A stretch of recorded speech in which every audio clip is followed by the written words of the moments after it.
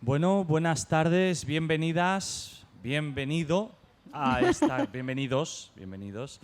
esta carpa de la palabra. Esto es Primeros Lectores y Mundo del Cuento, y nada más agradable que comenzar el día en familia con una grandísima escritora leonesa. Eso quiere decir que somos aquí primos hermanos. Ella es Noemí Sabugal y voy a dar unas pequeñas notas sobre ella, aunque lo que nos junta hoy aquí, a estas masas enfervorecidas, es la presentación de Atrapados en Lo o en Lu. Lo puedes decir como quieras, porque te autoriza la escritora a ello. Te autorizo, te autorizo.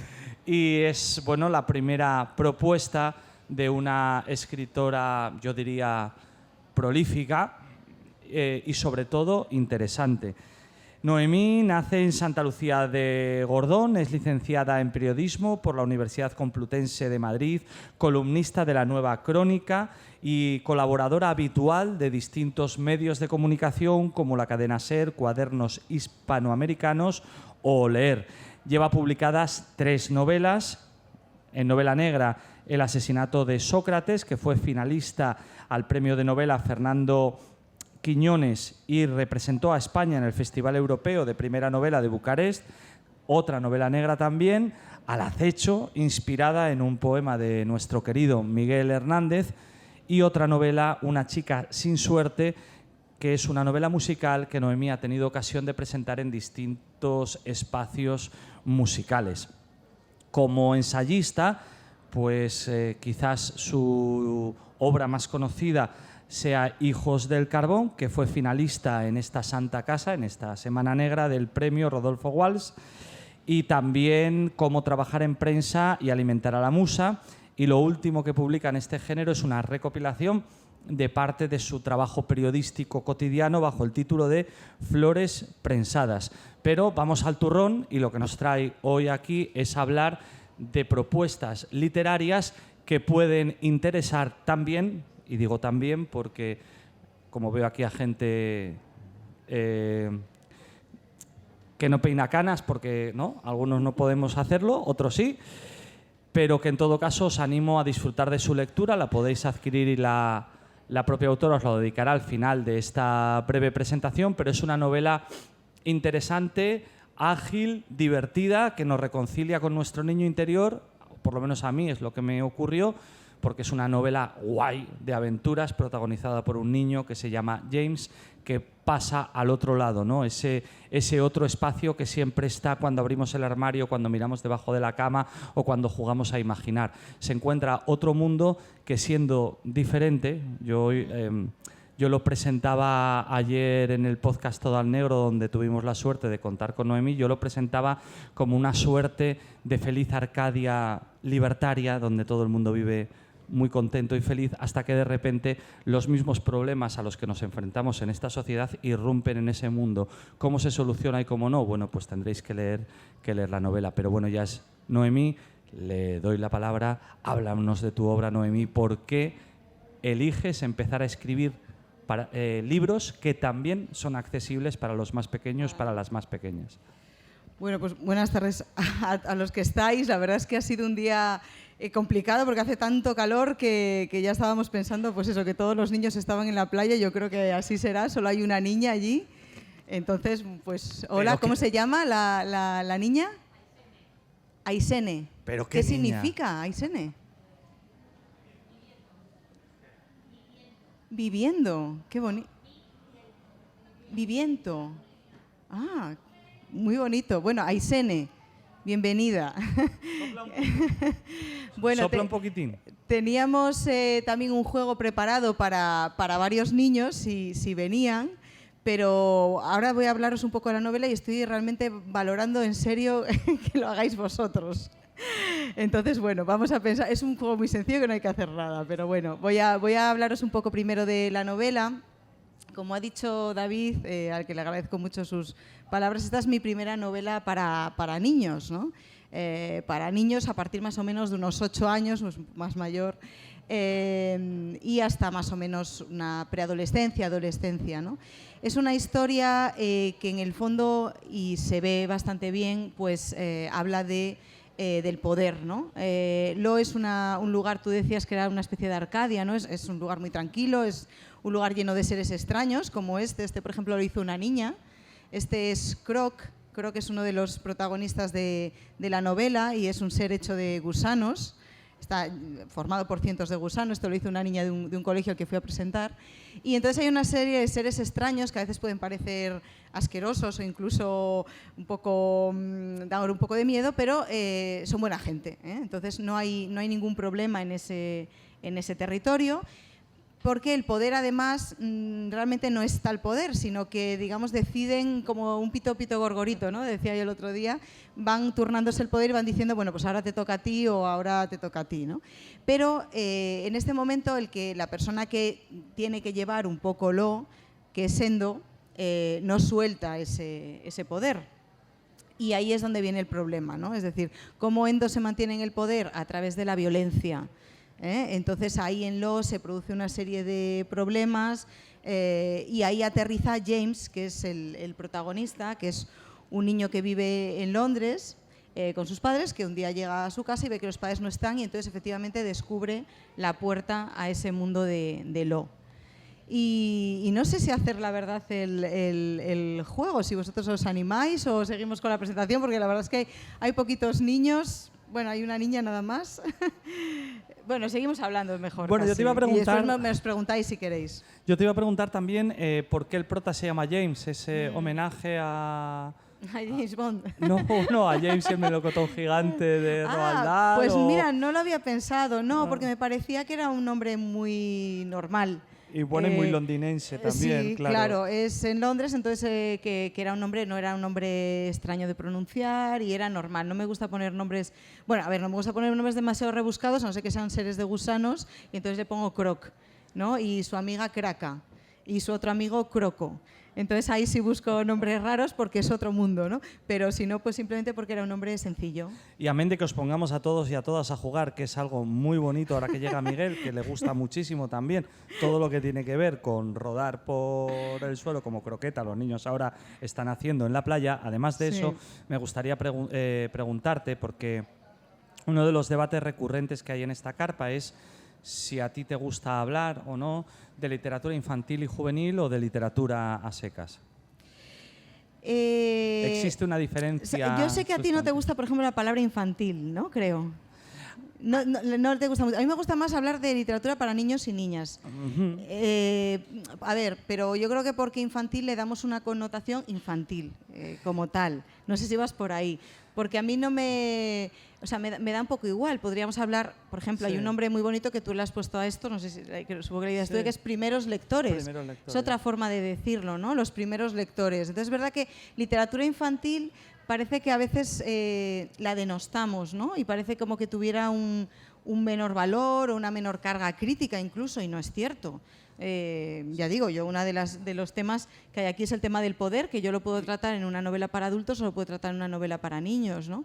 Entonces yo a veces digo literatura para niños y niñas, pero bueno, en realidad cualquiera de las denominaciones me vale, ¿eh? No me pongo tan exquisita. Yo también incluso también cuando hablamos de literatura infantil y juvenil, pues todos sabemos a lo que nos referimos. Sí. Lo que pasa que sí que es cierto que yo este tema lo suelo suscitar porque pareciera que la literatura infantil y juvenil no fuera literatura o fuera menos literatura. Yeah. Y luego, pues uno también pues, tiene los referentes que tiene de su generación, de su edad. Yo soy de la gente de las últimas generaciones, yo diría, que se crió con La Bola de Cristal, que era un programa que echaban los sábados por la mañana en Televisión Española y que curiosamente es el único de esa época que no ha sido repuesto, por algo será. Y su directora, Lolo Rico, siempre decía que la televisión, que la literatura, que los cuentos eran como una tarta de chocolate. Y yo creo que en este sentido lo que decía Lolo sobre lo de los cuentos se ajusta muy bien a tu novela. Una tarta de chocolate, a casi todo el mundo le gusta el chocolate, pero en función del tamaño del estómago de cada quien, unos cogen un cacho pequeño, otros más y otros se comen toda la tarta, pero todos disfrutan con lo mismo. Yo no necesité leérselo a un niño o a una niña para disfrutar profundamente de tu novela, y a eso muchas veces un poco me refiero, amén de que quizás en nuestra sociedad haya veces que convenga recordar que los niños son personas Sí, no son una especie aparte. No es una mala apreciación, lo de que los niños son personas, porque es verdad que los niños son niños, pero no son tontos ni debemos infravalorarlos. Y ahora que decías un poco lo de la literatura infantil, no me va a salir el nombre, pero a lo mejor al que tengo aquí a la derecha sí, el maravilloso viaje de Nils Holgersson. La autora es, claro, no me sale esta mujer sueca. Creo que es la primera mujer, tendría que mirarlo, porque esto ya, mi Wikipedia personal va un poco ya desnortada. Creo que es la primera mujer que ganó el Nobel y su gran libro fue un libro infantil, ¿no? Es verdad que no es lo habitual, por ejemplo, no es lo habitual que el Nobel se lo suelan dar a un autor o autora de literatura infantil, y es por eso que tú has comentado. Efectivamente, generalmente la literatura infantil está minusvalorada. De hecho, bueno, en España sabéis que hay varios premios que son específicos de literatura infantil, lo cual está muy bien, pero va a ser, o sea, no recuerdo, y creo que no me equivoco si digo que no hay ningún premio nacional de narrativa que se haya dado porque sean autores o autoras de literatura infantil. Quiero decir, porque una cosa es que haya, por ejemplo, el premio Pequeño Quijote o el premio...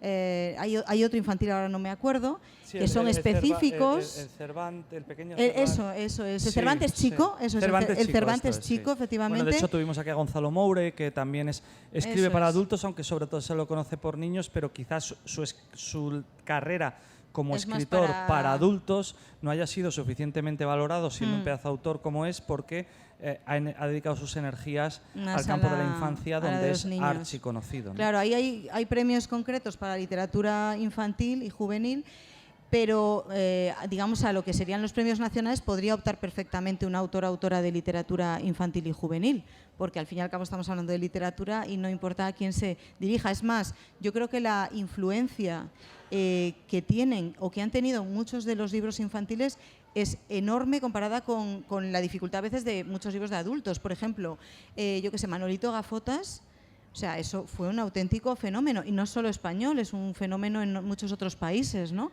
Entonces, también ahí se ve la fuerza que tiene la literatura infantil y la capacidad de concitar, además, públicos de diferentes edades, ¿no? Porque, digamos, casi son libros que se heredan o que tú vas comprando a otras nuevas generaciones, ¿no? Y, sin embargo, eso no se ve representado en premios nacionales, ¿no? Yo creo que, vamos, que me parece muy justo y muy preciso que lo saques aquí, porque es verdad que yo, por ejemplo, para mí es una prueba, no una prueba, sino que es mi primer y único libro, pero hay gente que lleva una carrera enorme, una carrera tan valiosa como hacer literatura para adultos. A mí me parece muy difícil escribir para niños, a mí me parece muy complicado. ¿En qué notas la diferencia? O sea, tú eres ya una escritora, bueno, con un buen puñado de títulos publicados y además tocando distintos palos.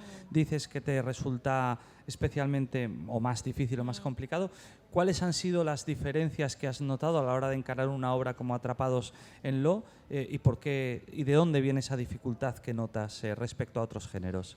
Yo creo, a ver, escribir siempre es difícil, cualquier cosa, desde luego, ¿no? Pero, por ejemplo, en el caso de la literatura infantil o de la literatura para niños y niñas, pequeños lectores, todas estas cosas, yo creo que el mantener esa frescura, que ya no tenemos, porque ya estamos un poco talludos, ya estamos un poco, en fin, no sé, ya conocemos demasiadas cosas, ¿no? Entonces, mantener esa frescura, el provocar una sorpresa, pensar en que siempre debe haber una sorpresa, que siempre tiene que haber un descubrimiento. Yo creo que cuando escribimos para personas adultas no pensamos tanto en eso, ¿no? Quizá pensamos o sobrepensamos muchas veces, ¿no? en tramas, en personajes, y sin embargo yo creo que para gente joven tienes que pensar más en ese descubrimiento, en esa novedad, en la sorpresa, y yo creo que a nosotros nos cuesta, ¿no? Los niños ya sabéis que tienen algo que es más fácil que lo que tenemos nosotros, que es el pensamiento lateral, ¿no? Ya sabéis cuando dicen los ingleses, ¿no? En inglés se dice pensar fuera de la caja, ¿no? Thinking out the box, ¿no? Pensar fuera de la caja. Nosotros pensamos mucho dentro de la caja, ya tenemos unas vivencias, unas estrategias hacia el mundo, ¿no? Sin embargo, los niños siempre te sorprenden por eso, por esa imaginación que tienen. De hecho, yo he hecho juegos con niños cuyas soluciones a mí no se me hubieran ocurrido jamás. Jamás. ¿Por qué? Porque ellos piensan fuera de la caja. Ellos usan el pensamiento lateral, ¿no? Que el pensamiento lateral es el pensamiento verdaderamente creativo. Como tú no tienes tan marcadas ciertas cosas, piensas de otra manera. Entonces, lo que nadie te ha dicho, por ejemplo, yo he hecho con chavales, no tan niños, pero más bien chavales jóvenes, un juego que es el juego de los espagueti, ¿no? El juego de espagueti es un juego interesante, se hace también con adultos, es un juego de grupo, ¿no? Y es montar una torre de espagueti con muy pocos elementos, se monta con unos hilos, unos celos y unos espagueti, nada más, creo que son hilos, celo y espagueti, ¿no? Entonces tienes que montar la torre y...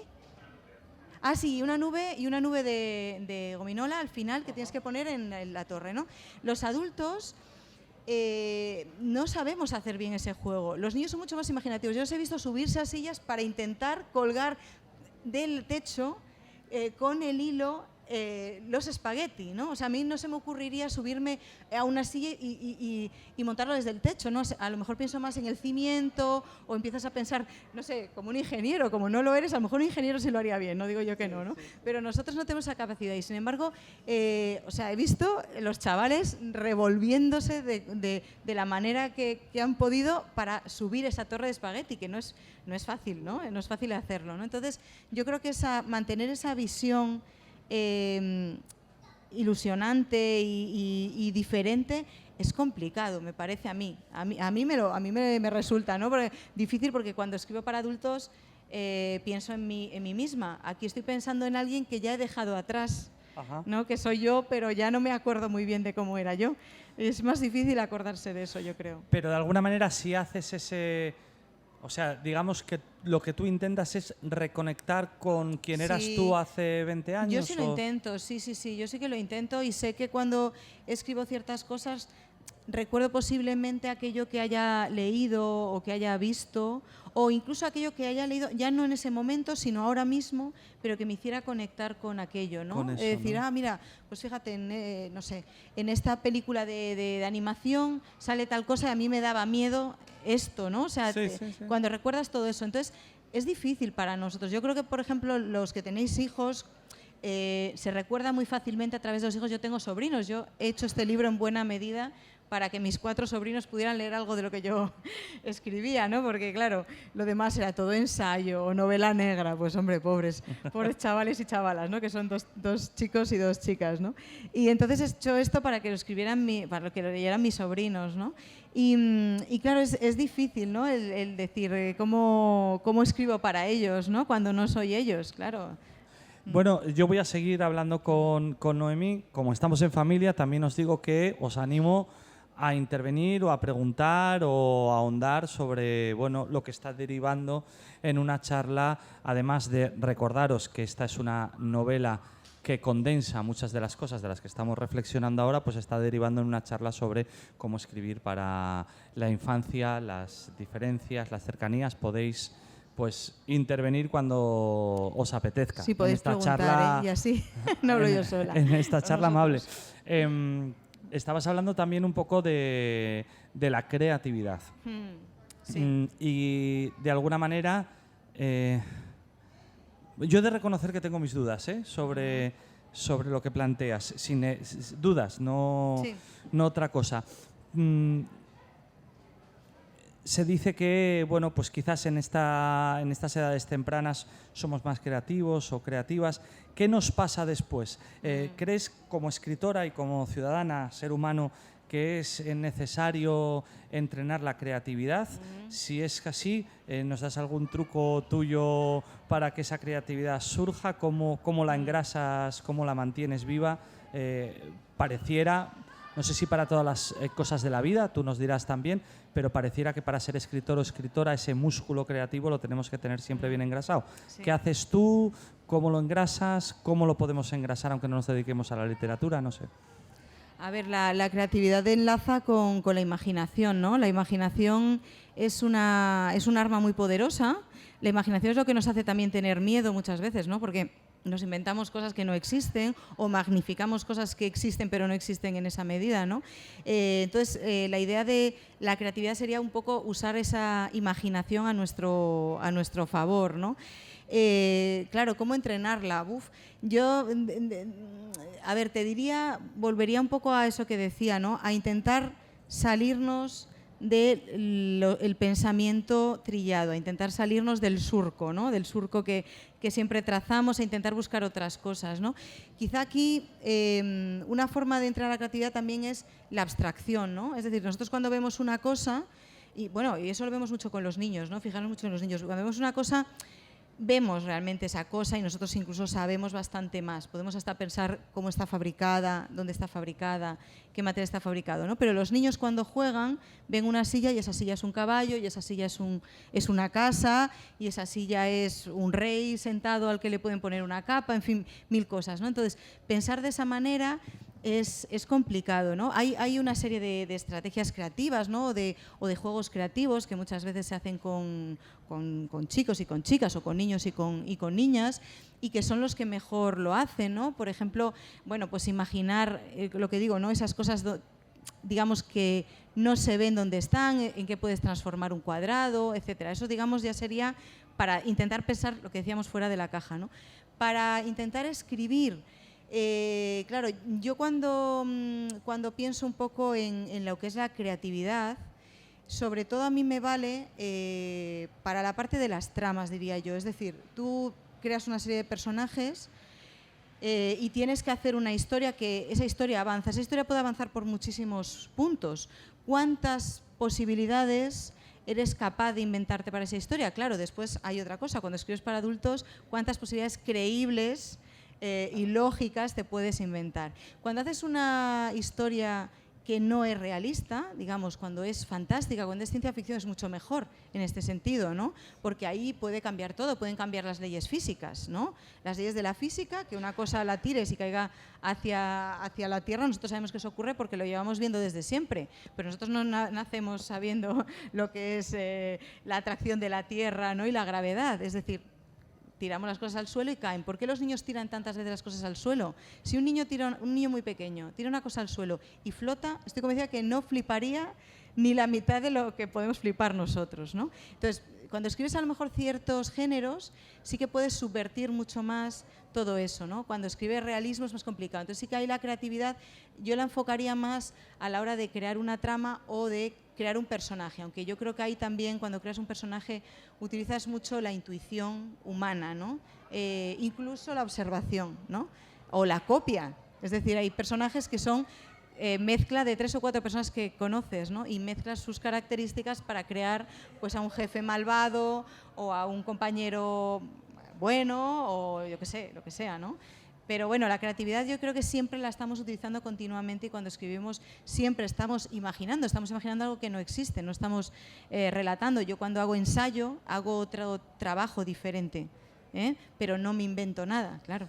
Me ha parecido especialmente potente el ejemplo que estabas poniendo de, bueno, todos hemos tenido que guindar algún crío de 1 año y medio, 2 años, que reiteradamente tira las cosas al suelo, ¿no? Y quizás es que a lo mejor en un momento determinado espera que flote, mira ese objeto. Si pasara, él empezaría a entender el mundo de otra manera, entendería que a veces las cosas se caen al suelo y otras veces flotan. Quizás, es decir, él está probando, está descubriendo un mundo cuyas reglas no conoce. Y quizás no lo sé, por echar la lengua para hacer, y además, bueno, también porque lo pienso, quizás mantener esa mirada asombrada frente a cosas que ya damos por hecha, claro. No solo las que tienen que ver con la ley de la gravedad, sino las que tienen también que ver con las leyes económicas, políticas, naturales, puede hacer que tengamos esa escritura fresca. De hecho, había uno de mis referentes particularmente en el campo de la cuentería y del entrenamiento de la imaginación, que es Gianni Rodari, siempre nos llamaba a jugar precisamente con el lenguaje, cogiendo el espíritu de los primeros hablantes, ¿no? De cuando tienes estas edades que no controlas muy bien el lenguaje y juegas con él fonéticamente. Cuando trabajas con gente extranjera que utiliza el castellano, salen chistes siempre muy divertidos que a lo mejor un castellano hablante de larga trayectoria pues no los hace. No sé, mantener esa mirada asombrada frente al mundo nos puede ser de utilidad. Sí, siempre. Y eso se puede entrenar Pero es verdad que es difícil, hay que conectar siempre con esa capacidad de asombro que a veces olvidamos, ¿no?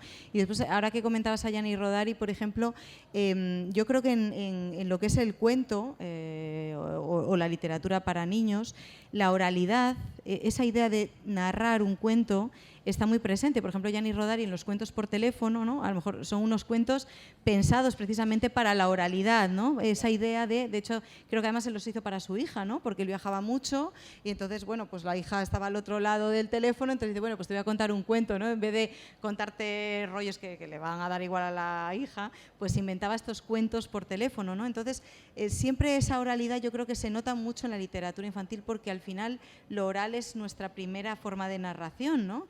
Y cuanto más pequeños, más se nota, ¿no? Y tú que eres cuentacuentos también, ¿no? Que a mí me parece una virtud impresionante serlo, ¿no? Y mantener esa atención y lo que tiene también de teatralizar y demás, pero ahí es un lenguaje absolutamente oral y tiene otros recursos, ¿no? Tiene una frescura pues muy diferente a otro tipo, a un lenguaje más escrito. Bueno, distinto. Frescura, en mi opinión, también mantienes a lo largo de toda tu novela, Atrapados en Lo, que yo recomiendo fervorosamente, no solo a los jóvenes lectores, sino también a gente ya con una edad contundente que nos ha acompañado aquí de una manera pues muy grata, porque hay veces que las actividades disfrutadas en familia se nos quedan a menos personas, pero de una manera mucho más agradable en la memoria que aquellas que disfrutamos acompañados de miles de personas, sobre todo cuando se puede hacer con una escritora del talento de Noemí Sabogal, a la que le queremos agradecer mucho que haya venido aquí a la Semana Negra y a la que le cedemos el micro para que despida esta bella actividad bajo este sol de justicia.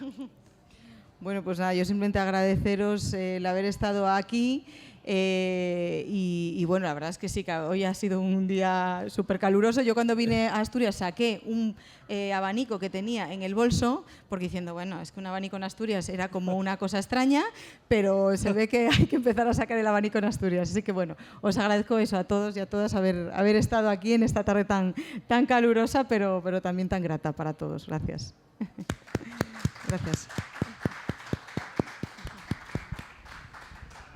Bueno, Noemí sigue con su actividad, pero la frenética actividad de la Carpa de la Palabra continúa con María José Floriano, uno de sus últimos libros, su última propuesta, El gallinero, presentada por la escritora y narradora gijonesa Gloria Sagasti Gil, que en una cosa como que en 2 minutos arrancamos aquí en...